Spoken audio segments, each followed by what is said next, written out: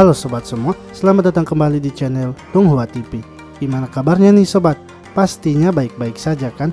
Semoga sobat semua selalu diberikan kesehatan dan dilancarkan semua urusannya. Di video kali ini, saya akan melanjutkan cerita dari Donghua Left-Hand Layup di part ke-6-nya. Pada part sebelumnya, Shu Hao telah ikut bermain di babak kedua. Duan Baiting yang mencoba menunjukkan kemampuannya kepada Shu Hao, malah sekalipun tak bisa melewatinya dan membuat SMA Jingxi semakin membuat banyak poin. Hingga ketika waktu istirahat, Gu Liu dan Jing Ye memberi semangat kepada Duan Baiting yang tengah terpuruk, sehingga Duan Baiting kini bisa bangkit kembali dan bermain bersama mereka. Saat pertandingan dilanjutkan, Duan Baiting kini tak bermain sendirian lagi, melainkan ia telah ikut bekerja sama bersama Jing Ye dan yang lainnya, sehingga mereka semakin mengejar poin dari SMA Jingxi. Namun pada akhirnya SMA Jingxi berhasil memenangkan pertandingan. Shohan lalu memberitahu Jing Ye agar bisa bertanding lagi di kejuaraan nasional. Setelah itu, Jing Ye pergi menemui Yunmo dan mempertanyakan mengapa ia tak ikut membantu mereka. Yunmo pun memberitahu Jing Ye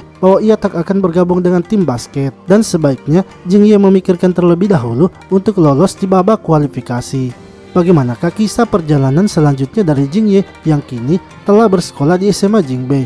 Namun sebelum lanjut menonton, jangan lupa sobat semua untuk like, komen, dan subscribe ya, agar Mimin selalu semangat memberikan video terbaru untuk sobat semua.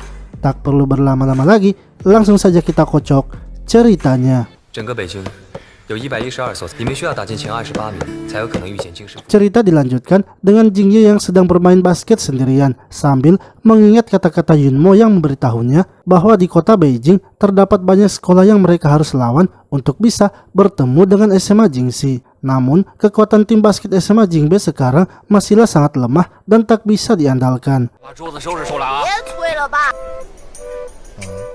Setelah itu Jing Ye pergi ke sebuah restoran untuk makan. Akan tetapi karena ia adalah orang baru di daerah itu, ia pun tak tahu bagaimana cara memesan makanannya, sehingga pemilik restoran pun menawarkan makanannya, yaitu hati goreng asam manis.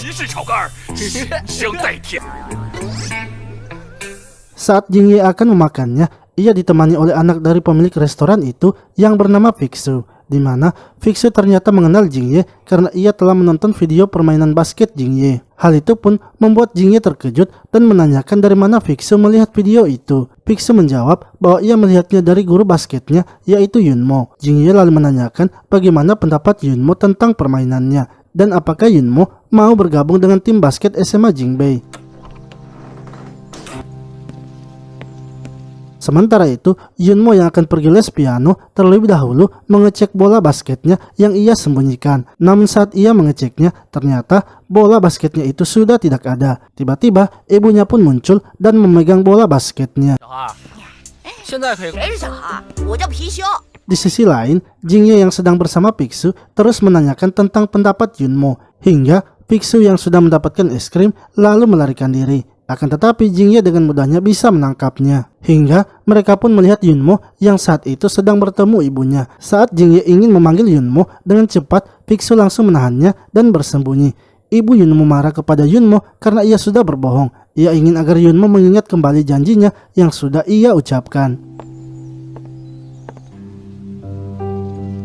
Lalu Fiksu pun datang menghampiri Yunmo dan mengajaknya bermain basket. Begitu pula dengan Jing Ye yang datang dengan membawa bola basket.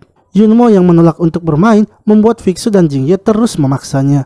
Hingga akhirnya Fiksu mengingatkan janji Yunmo yang akan mengajarinya setiap minggu. Yunmo pun luluh dan ikut bermain bersama mereka. Akan tetapi Fiksu ternyata menantang orang-orang yang sedang bermain di lapangan. Orang-orang itu awalnya menolak melawan mereka karena menganggap mereka hanyalah anak-anak. Namun Fiksu pun langsung menunjukkan kemampuannya di depan orang-orang itu sehingga mereka kini setuju untuk bertanding. Jing Ye kemudian maju dengan gerakan cepatnya dan memberikan bolanya kepada Yunmo. Akan tetapi Yunmo yang malas bermain memberikan bola itu kepada Fiksu sehingga bola itu pun berhasil direbut dan lawan langsung mencetak poin. Jing Ye lalu menegur Yunmo dan menyuruhnya untuk bersenang-senang. Pertandingan kembali dilanjutkan dan Jing Ye berusaha menghentikan pergerakan lawannya. Namun Jing Ye malah tertipu dengan gerakan lawannya. Orang-orang itu pun terus saja mencetak poin sehingga Jing Ye pun membuat sebuah rencana. di mana ia ingin agar Fiksu yang menembakkan bolanya dan ia yang akan bertahan. Jingye pun berhasil merebut bola serta memberikannya kepada Fiksu. Melalui kerjasama Fiksu dan Jingye, mereka pun berhasil mencetak poin. Jingye juga mulai menunjukkan kemampuannya sehingga orang-orang itu pun sangat terkejut. Mereka pun kini berniat untuk bermain lebih serius lagi.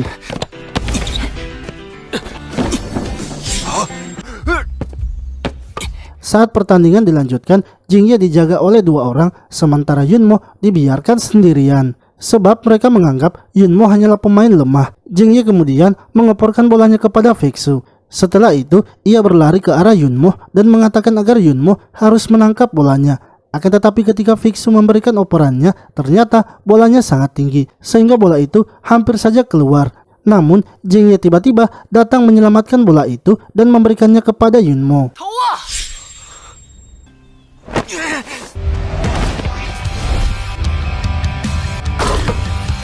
Pertandingan kembali dilanjutkan dan kali ini Jingye beserta Yunmo terus saja mencetak poin sehingga membuat skor menjadi 9-8.